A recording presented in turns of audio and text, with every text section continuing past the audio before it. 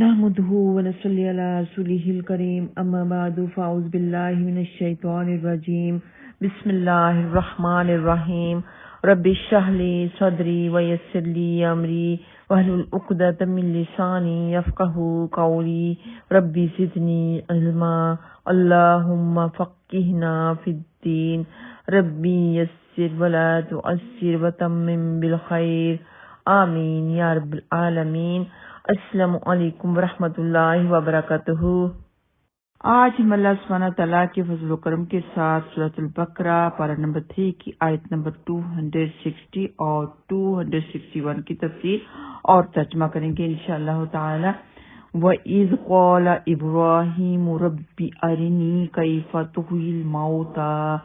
قَالَ أَوَلَمْ تُؤْمِنْ قَالَ بَلَىٰ ولكن ليطمئن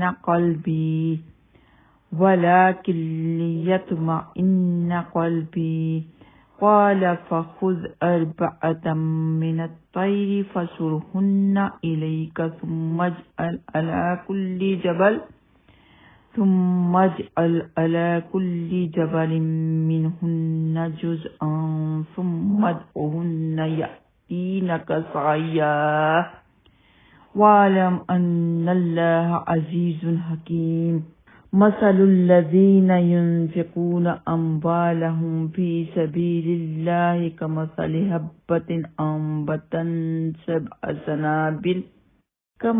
حَبَّةٍ أَنبَتَتْ 7 سَنَابِلَ فِي كُلِّ سُنبُلَةٍ 100 حَبَّةٍ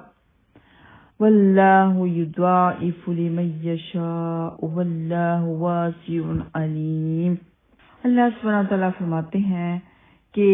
اس وقت کے واقعہ کو یاد کرو جب کہ حضرت ابراہیم علیہ السلام نے حق تعالیٰ سے عرض کیا کہ اے میرے رب، مجھ کو یہ دکھائیں کہ آپ مردوں کو قیامت میں مثلا کس کیفیت سے زندہ کریں گے۔ یعنی زندہ کرنے کا تو یقین تھا حضرت ابراہیم علیہ السلام کو، لیکن تجسس جیسے پیدا ہوتا ہے تو اس لیے حضرت ابراہیم علیہ السلام نے یہ خواہش کی، کیونکہ زندہ کرنے کی مختلف صورتیں اور کیفیتیں ہو سکتی ہیں، تو اس لیے حضرت ابراہیم علیہ السلام کا معلوم کرنے کو دل چاہا۔ تو اس سوال سے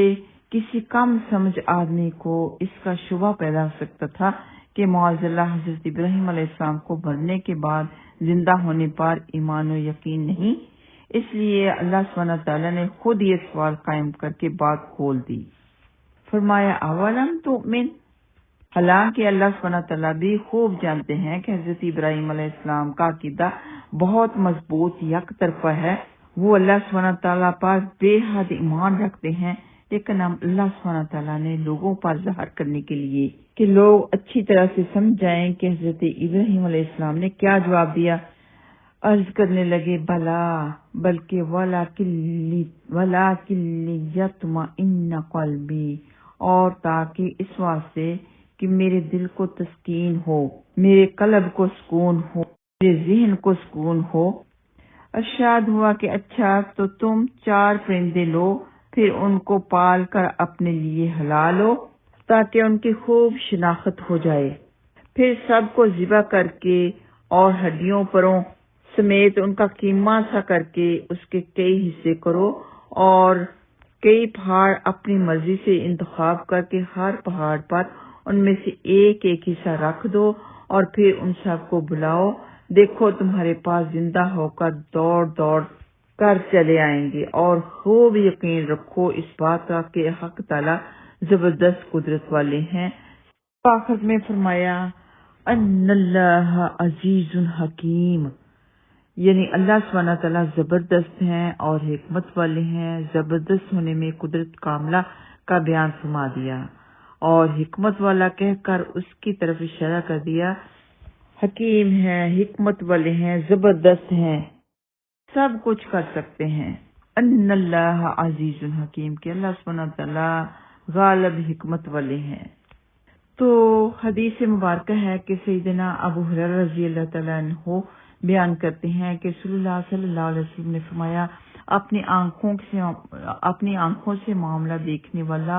اور صرف خبر سننے والا بلحاظ اطمینان برابر نہیں ہوتے۔ کہ جو دیکھنے سے اطمینان اور سکون ہوتا ہے وہ سننے سے نہیں ہوتا۔ تو اس حدیث کا مفہوم یہ ہے کہ اگر حضرت ابراہیم علیہ السلام شک میں مبتلا ہوتے تو ہم لوگ اس کے زیادہ قریب تھے، اور جب ہم شبہ نہیں کرتے ہیں تو ابراہیم علیہ السلام کیسے شبہ کر سکتے ہیں؟ وہ تو پیغمبر تھے، نبی تھے، شروع سے ہی اللہ سبحانہ تعالیٰ پر یقین رکھتے تھے۔ اس دور میں بت پرستی بہت پھیلی ہوئی تھی، صرف اور صرف حضرت ابراہیم علیہ السلام ہی تھے جو اللہ سبحانہ تعالیٰ کو واحد مانتے تھے۔ سیدنا ابو ہریرہ رضی اللہ تعالیٰ عنہ بیان کرتے ہیں کہ رسول اللہ صلی اللہ علیہ وسلم نے فرمایا، ہم ابراہیم علیہ السلام کی نسبت شک کے زیادہ حقدار ہیں۔ جب انہوں نے کہا ربی ارنی کیف تحیی الموتى قال اولم تؤمن قال بلی ولکن لیطمئن قلبی، کہ اے میرے رب مجھے دکھا تو مردوں کو کیسے زندہ کرے گا؟ فرمایا اور کیا تو نے یقین نہیں کیا؟ کہا کیوں نہیں؟ اور لیکن اس لیے کہ میرا دل پوری تسلی حاصل کر لے۔ یہ بخاری میں حدیث موجود ہے۔ تو یہ اس آیت میں تیسرا قصہ ہے جو آیت مذکورہ میں بیان فرمایا گیا ہے۔ آیت نمبر 258 میں اللہ سبحانہ تعالیٰ نے وہ قصہ بیان کیا جو کہ حضرت ابراہیم علیہ السلام اور نمرود کے درمیان بحث ہوئی تھی۔ اس کے بعد دوسرا قصہ بیان فرمایا جس میں ایک شخص نے کہا تھا کہ یہ بستی کیوں کر زندہ ہو سکتی ہے، تو اللہ سبحانہ تعالیٰ نے انہیں 100 سال سلائے رکھا تھا۔ اب یہاں یہ تیسرا قصہ ہے جبکہ حضرت ابراہیم علیہ السلام نے مردہ کو زندہ سے دیکھنے کی درخواست کی کہ پہلے 4 پرندوں کو پال لو، اپنے نزدیک کر لو، انہیں اچھی طرح سے پہچان لو تاکہ ان کے مرنے کے بعد جب وہ زندہ ہو کر تیرے پاس آئیں تو آپ کو یقین ہو کہ وہ وہی پرندے ہیں۔ پھر ان کو ذبح کرو، ان کا قیمہ بناؤ، پہاڑوں کے اوپر ان کو پھینک دو، تو جب تم بلاؤ گے تو وہ دوڑے چلے آئیں گے۔ تو یہاں پر ایک بات قابل غور ہے کہ وہ اڑ کر کیوں نہیں آئیں گے، دوڑ کے کیوں آئیں گے، چل کر کیوں آئیں گے؟ تو اس کا مفہوم یہ ہو سکتا ہے کہ اگر وہ اڑ کر آئیں گے تو ہو سکتا ہے کہ حضرت ابراہیم علیہ السلام کے ذہن میں یا لوگوں کے ذہن میں یہ خیال نہ آئے کہ ہو سکتا ہے کہ کوئی اور پرندہ ان کی جگہ آ گیا ہو، اس لیے زمین پر پھینکے تھے، پہاڑوں پر پھینکے تھے تو وہیں سے دوڑ کے چلے آئیں گے۔ تو یہ اللہ سبحانہ تعالیٰ نے حضرت ابراہیم علیہ السلام کو اپنی قدرت دکھائی کہ اس طرح میرے حکم سے سب کچھ ہو سکتا ہے، میں جیسے چاہوں ہو سکتا ہے۔ اور اللہ سبحانہ تعالیٰ کے حکم سے وہ پرندے زندہ ہوئے اور حضرت ابراہیم علیہ السلام کے پاس چلے آئے۔ تو انبیاء کرام جو اللہ سبحانہ تعالیٰ سے دعا کرتے ہیں، خواہش کرتے ہیں، اللہ سبحانہ تعالیٰ ان کی پوری کرتے ہیں، کیونکہ ان کی خواہش میں بھی ایک حکمت ہوتی ہے اور اللہ سبحانہ تعالیٰ ہی ان کے دل میں یہ خواہش پیدا کرتے ہیں تاکہ اس سے بھی پوری کائنات فہم حاصل کر لے۔ تو آگے آیت نمبر 261 میں اللہ سبحانہ تعالیٰ نے فرمایا، جو تلاوت ہو چکی ہے اس کا ترجمہ ہے، ان لوگوں کی مثال جو اپنے مال اللہ سبحانہ تعالیٰ کے راستے میں خرچ کرتے ہیں، ان کے خرچ کیے ہوئے مالوں کی حالت اللہ سبحانہ تعالیٰ کے نزدیک ایسی ہے جیسے ایک دانہ کی حالت، جس سے مثال کے طور پہ 7 بالی جمی اور ہر بالی کے اندر 100 دانے ہوں، اسی طرح اللہ سبحانہ تعالیٰ ان کا ثواب 700 حصہ تک بڑھاتا ہے۔ اور یہ افسونی اللہ سبحانہ تعالیٰ جس کو چاہتا ہے بقدر اس کے اخلاص اور مشقت کے عطا فرماتا ہے، اور اللہ سبحانہ تعالیٰ بڑی وسعت والے ہیں۔ واللہ واسع علیم، وسعت والے ہیں، سب کچھ جاننے والے ہیں۔ اس مثال کے ذریعے اللہ سبحانہ تعالیٰ نے یہ سمجھانا چاہا ہے کہ جو شخص اللہ سبحانہ تعالیٰ کے راستے میں اس کی رضا کے حصول کے لیے خرچ کرے تو اسے دگنا چوگنا اجر و ثواب حاصل ہوتا ہے، کیونکہ ایک نیکی کا ثواب 10 گنا سے لے کر 700 گنا تک عطا کیا جاتا ہے۔ جس طرح ایک دانہ بونے سے 700 دانے پیدا ہوتے ہیں، اسی طرح اللہ سبحانہ تعالیٰ کے راستے میں ایک چیز دینے سے 700 چیزوں کے دینے کا ثواب ملتا ہے، یعنی اللہ سبحانہ تعالیٰ ثواب کو کئی گنا زیادہ کر دیتا ہے۔ تو اپنی ضرورت سے زائد مال کو اللہ سبحانہ تعالیٰ کی رضا کے لیے حاجت مند مفلس لوگوں پر خرچ کرنے کی تعلیم، جس کو صدقہ اور خیرات کہا جاتا ہے، وہ دی ہے۔ سیدنا ابو ہریرہ رضی اللہ تعالیٰ عنہ بیان کرتے ہیں کہ صلی اللہ علیہ وسلم نے فرمایا جس نے اللہ سبحانہ تعالیٰ کے راستے میں کسی چیز کا جوڑا خرچ کیا تو اسے جنت کے دروازے سے بلایا جائے گا کہ اے اللہ کے بندے ادھر آ، یہ دروازہ بہتر ہے۔ پس جو نمازی ہوا تو اسے نماز کے دروازے سے بلایا جائے گا، اور جو مجاہد ہوا تو اسے جہاد کے دروازے سے بلایا جائے گا۔ جو صدقہ دینے والوں میں سے ہوا تو اسے صدقہ کے باب سے بلایا جائے گا۔